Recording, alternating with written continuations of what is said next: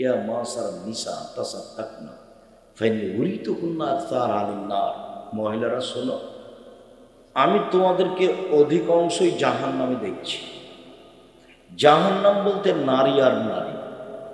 আমি জাহান্নামে অধিকাংশই নারীকে দেখছি। তোমরা জাহান্নাম থেকে বাঁচো দান করে।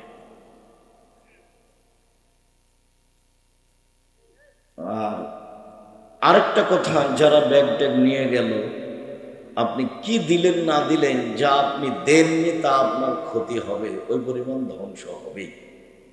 আপনার পরিবারে অশান্তি নেমে আসবে, কে ঠেকাতে পারবে না সময়ের গতিতে। যখন রাসূল সাল্লাল্লাহু আলাইহি ওয়াসাল্লাম দানের কথা বলেছেন, তখন তিনি এভাবে বলেছেন যে মা মিন ইয়াউমিন ইসবিহু ফিহি রুজুল ইল্লা আনজিলানি মালাকানি ও মালাকানি আনজিলানি। প্রত্যেক দিন সকালে দুইজন ফেরেশতা আকাশ থেকে নেমে আসেন। একজন বলেন আল্লাহুম্মা আ'তি লিকুল্লি মুনফিকিন খালাফা, আল্লাহ যে যতটুকু দিল তুমি তার ততটুকু পূর্ণ করে দাও। ওয়াকালা লাখার, অপরজন বলেন আল্লাহুম্মা আ'তি লিকুল্লি মুমসিকিন তালাফা, আল্লাহ যে যতটুকু দিল না তুমি তার ততটুকু ধ্বংস করে দাও। হাদিস তো বুখারী মুসলিম। আপনি আর আমি কি বিবেচনা করব? বিবেচনার সুযোগ নেই, কথা এটাই।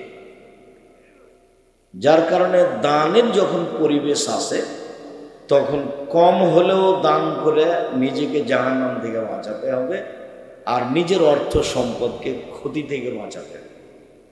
দান করলে নিজে, আহাল, পরিবার, জমি জায়গা, অর্থ সম্পদ সব কিছু নিরাপদে থাকে। আর দান না করলে সব কিছুর উপরে ক্ষতি, সমস্যা, বালা, মুসিবত একটার পর একটা নেমে আসবে। আরো মনে রাখা ভালো হবে যে দান হলো ইবাদত, এবং ইবাদতের জগতে সবচেয়ে শক্তিশালী ইবাদত।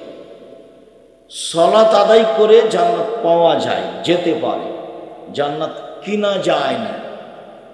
হজ করে জান্নাত পাওয়া যায়, যেতে পারে, জান্নাত কিনা যায় না।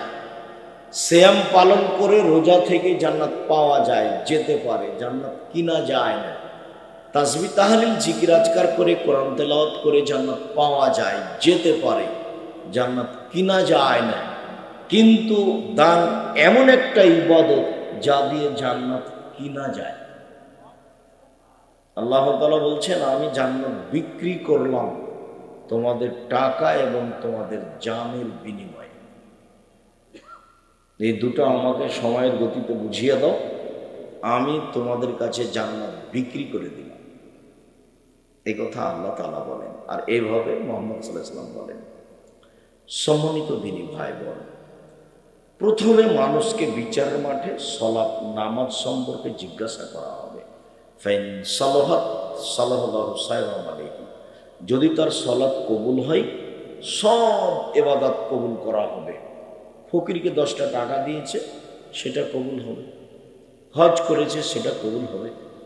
ওয়াইন ফাসাদাত ফাসাদাল্লাহু সায়রাম আলাইহি, আর যদি সালাত কবুল না হয়, এটা যদি বাতিল হয়ে যায়, তাহলে সব ইবাদত বাতিল বলে গণ্য হবে। আল্লাহ সব ক্রস চিহ্ন দিয়ে দিবেন, সব বাতিল। এক অবাক ইবাদত সালাত, এমন একটি ইবাদত যার উপর নির্ভর করে অন্যান্য ইবাদত। এই ছেলে, এই যে বাহিরে গল্প করছে, এই পাড়াতে কোনো দেখাশোনা করার ছেলে নেই, কোন শরমে গল্প করো? তোমার একটু শরম লজ্জা হয় না কেন? আমি এখানে কথা বলছি, তুমি গল্প করো কি করে? আমি তো তোমার জন্য এসেছি। তোমার এতটুকু বোধোদয় নেই, বোধগম্য নেই, তোমার হিতাহিত জ্ঞান নেই। তুমি নিজেকে মানুষ মনে করো না, গরু ছাগল মনে করো, পশু প্রাণী মনে করো। আমি কথা বলছি, তুমি গল্প করছো কি করে? জায়গা থাকলে বসেন, আর জায়গা না থাকলে দাঁড়িয়ে থাকবেন। এক পায়ে দাঁড়িয়ে থাকবেন, কথা বলবেন না। আমি আপনার জন্য এসেছি, অনেক পথ অতিক্রম করে এসেছি। আমার মনে হচ্ছে যে এইভাবে আমি আর অতীতে কোনোদিন প্রোগ্রামে এইভাবে রাস্তায় যাইনি। 90 সাল থেকে এ যাব। আপনি গল্প করবেন, এটা আমার জন্য গ্রহণীয় হবে? নোংরা নীতি ত্যাগ করেন। যদি অনুকূলে না হয়, বাড়ি যান। এখানে এসে খামাখা ঢং করে গল্প করছেন কেন?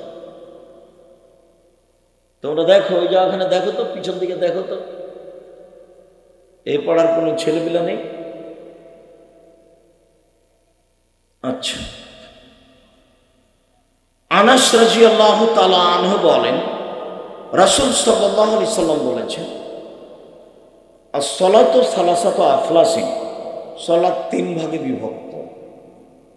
সালাত আদায় করলে তিনটে জিনিস জরুরি করা লাগে।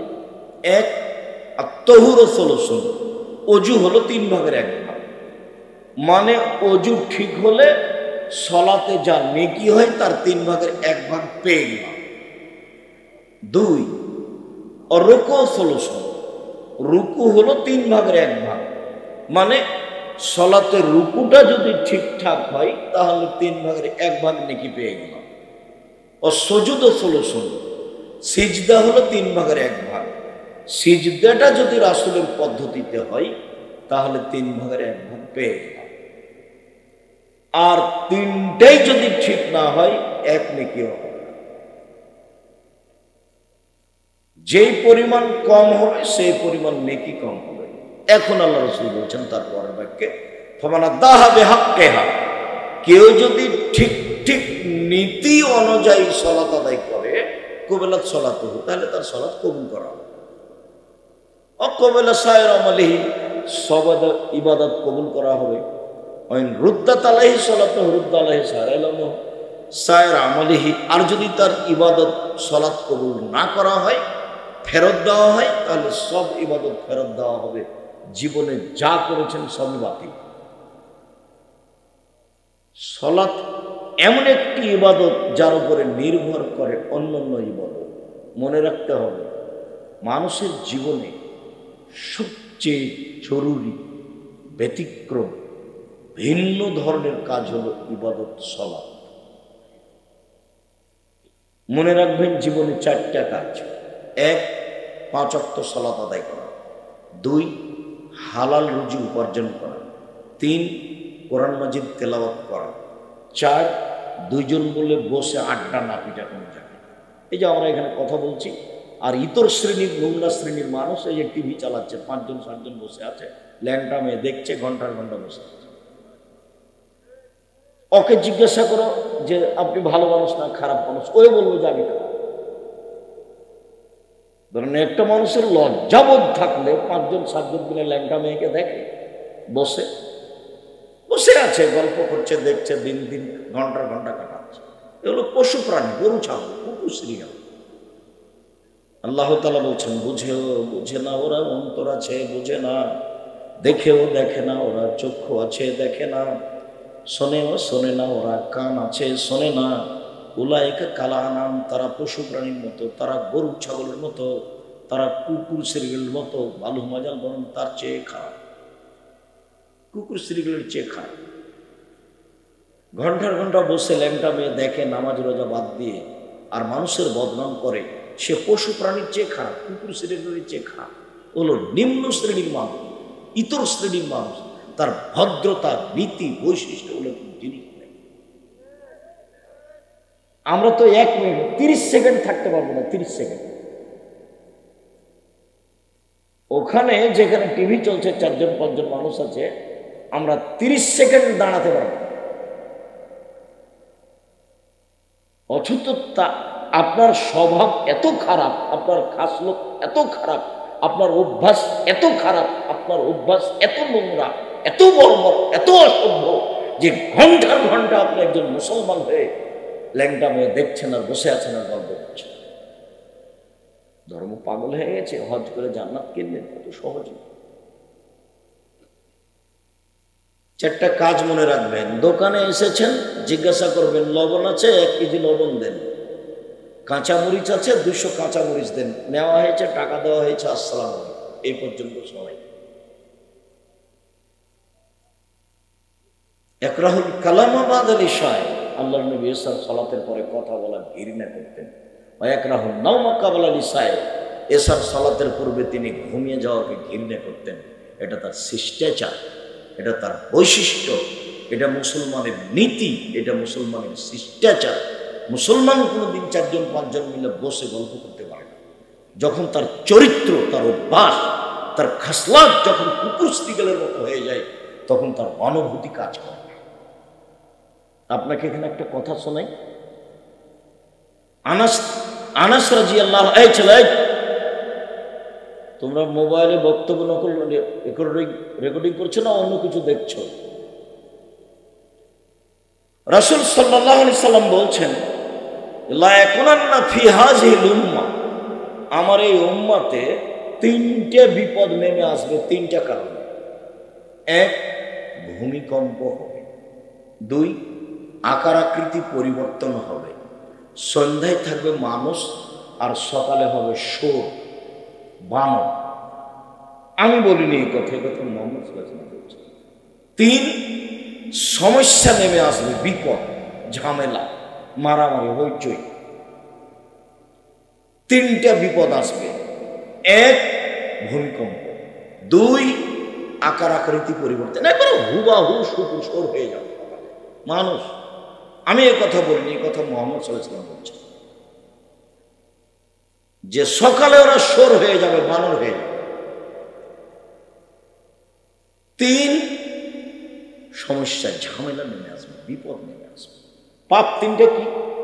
এক, এটা সারেবুল খমরা, যখন মানুষ মদ খাবে, বিড়ি, তামাক, জর্দা, সিগারেট, গুল, নেশাদার দ্রব্য যখন খাবে, তখন এই তিনটে বিপদ নেমে আসবে।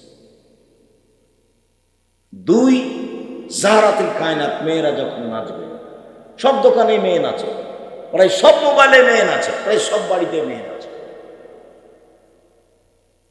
সেই দিন কখন চলে আসবে আপনার অজান্তেই, আপনি টেরও পাবেন না যে সকালে দেখবে আপনাকে মানুষ, আপনি সর হয়ে গেছে। তো হবেই, আল্লাহ রাসূলের মুখের কথা। মেয়েরা যখন নাচবে, সব মোবাইলে মেয়ে নাচে, প্রায় সব দোকানে মেয়ে নাচে, প্রায় সব বাড়িতে মেয়ে নাচে। তিন, যারা মোবিল মাঝে যখন বাদ্যযন্ত্র প্রকাশ পাবে, সব মোবাইলে বাজনা বাজে, প্রায় সব দোকানেই বাজনা বাজে, প্রায় সব বাড়িতেই বাজনা বাজে, তখন তিনটা বিপদ নেমে আসবে। এক, ভূমিকম্প। দুই, মানুষ শোর হয়ে যাবে, সন্ধ্যে থাকবে মানুষ, সকালে হবে শোর, বানর। এখানে একটা কথা বলে আমরা সামনে চলে যাই। আবার মানুষ শোর হবে এই কথা আল্লাহ নবী বললেন কেন? বানর হবে এই কথা বললেন কেন? বলতেন যে কুকুর সিরিগান হয়ে যাবে, বলতেন যে সাপ ব্যাং হয়ে যাবে। তো শুকুর আর বানর কেন? বানর এই জন্য যে মানুষ সবসময় অনুকরণ করবে খ্রিস্টানের, ইহুদি খ্রিস্টানের চলাফেরা, খাওয়া, থাকা, কাপড় চোপড়, পোশাক। দেখেন মাথার চুল উপর চতুর্দিক ছাটা আছে, উপরে বড় চুল আছে, গেঞ্জি গায়ে আছে, পিছনে 10 লেখা আছে, ওটা দেখতে দেখতে সালাত শেষ। সব ওদের মতো চাল চলন করবে, অনুকরণ করবে মুসলমান হয়ে। মেয়ে, আপনার মেয়ে, আপনি হজ করেছেন, মেয়ে মাস্টার ডিগ্রি পাস করেছে, স্কিন পায়জামা পরে আছে, অঙ্গ প্রত্যঙ্গ সব দেখা যাচ্ছে। ইহুদি খ্রিস্টানদের সাথে আমার উম্মত মিশে যাবে। মিশে যাওয়াটাকে তিনি এইভাবে বললেন যে ডান হাতের বিঘত যেমন বাম হাতের সমান সমান সমান। আমার উম্মত ইহুদি খ্রিস্টানের সাথে নিয়মে, চলাফেরাতে, পোশাক আশাকে, খাওয়াতে, থাকাতে, খাতা কলমে মিশে যাবে সমান সমান। আবার বললেন ডান পায়ের জুতা যেমন বাম পায়ের সমান, হাজুয়ার না, এই দুটা যেমন সমান সমান, আমার উম্মত ইহুদি খ্রিস্টানদের সাথে মিশে যাবে তেমন সমান সমান। এই কথা বলে এবার তিনি ভাষাগত নিচে নামতে লাগলেন। নামতে নামতে বলছেন, পৃথিবীর মানুষ শুনে রেখো, ইহুদি খ্রিস্টান যদি মায়ের সাথে জেনা করে থাকে, আমার উম্মত মায়ের সাথে জেনা করে। রাসূলের মুখের ভাষা।